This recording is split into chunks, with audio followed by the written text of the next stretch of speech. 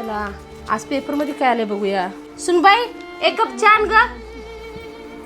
हे घ्या सासूबाई. सासूबाई एक विचारायचं होतं.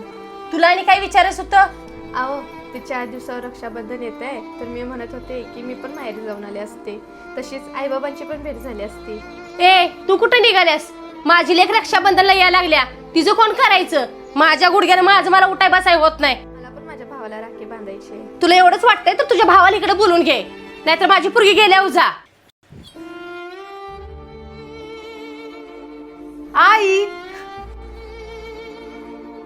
माझी पोरगी आलेली तुला दिसत नाही? जा पाण्यात जा.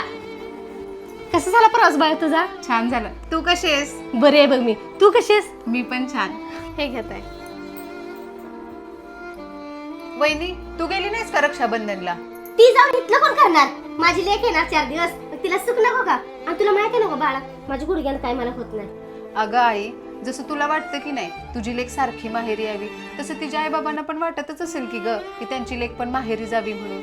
आणि राहिला विषय रक्षाबंधनचा, जसं इथं माझा भाऊ रक्षाबंधनसाठी माझी वाट बघतोय, तसं तिचा पण भाऊ वाट बघतच असेल की. आणि रक्षाबंधन हा एक सण असा आहे ज्याला वर्षातून एकदा तरी बहीण भावाची भेट होते. वहिनी तू जाग 4 दिवस माहेरी.